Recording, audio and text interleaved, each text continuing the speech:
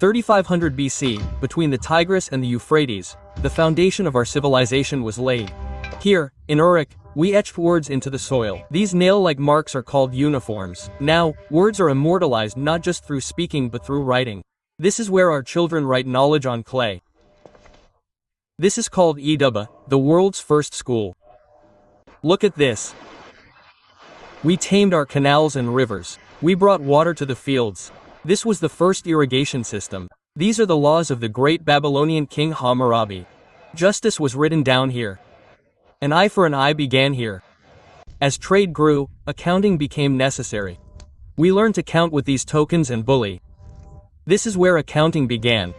Goods flowed from our rivers and crossed the oceans. Oil, copper, lapis lazuli. This was the world's first global trade. Our temples speak to the sky. This is called the ziggurat, a mountain of bricks where gods descend to earth. We created the world from clay. Whenever anyone talks about civilization, it will begin with our name. Mesopotamia 3300 BC. This is Mohenjo-Daro. Look at how straight our streets are. The drain from every house connects directly to the street drainage.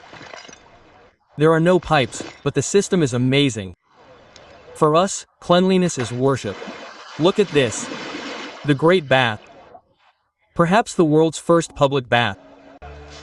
Our strength is grain. Every city has such large granaries so that no one goes hungry even during a famine. Every transaction is balanced. These are our stone weights. This is how we trade with Mesopotamia. Our pearls are famous the world over.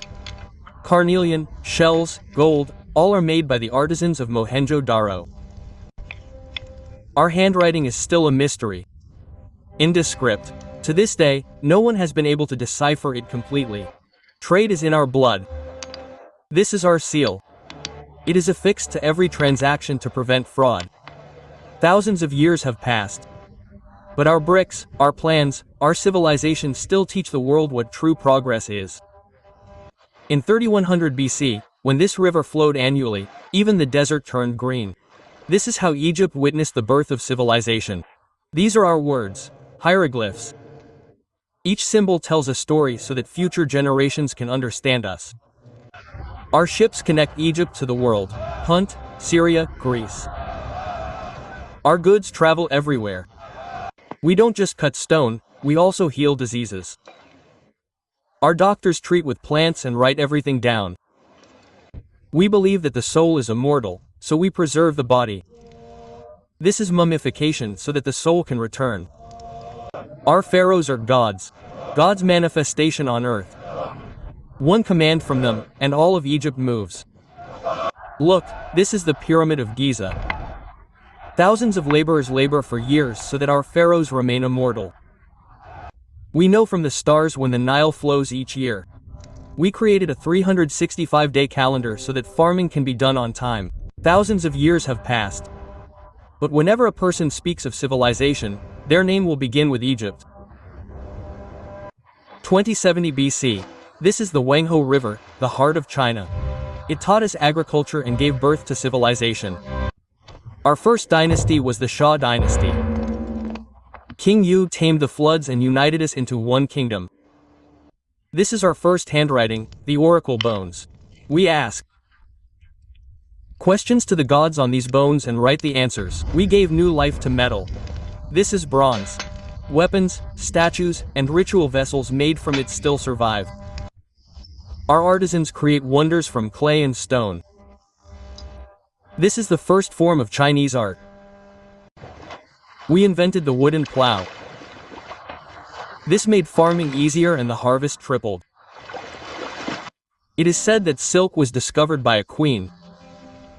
Today, this silk is our pride, famous along the Silk Road. Music is the language of our gods. Every prayer becomes a melody. We gave metal, silk, agriculture, and writing. This is China's legacy. 800 BC. This is Athens, the heart of our civilization. There, every person thinks, asks questions, and finds answers for themselves. We created a new idea, democracy. Here, every citizen can express their views, whether rich or poor. We breathe life into stone. Every statue is a mirror of human strength and beauty. Our temples are built not of stone, but of thought. Every pillar, every shape, holds mathematics and beauty. Socrates taught that thinking is freedom. And then Plato and Aristotle spread this thought to the world. Here, we compete in sports, not war. The Olympics are a true celebration of strength and honor. Archimedes said, "Give me a stable point, I will shake the earth."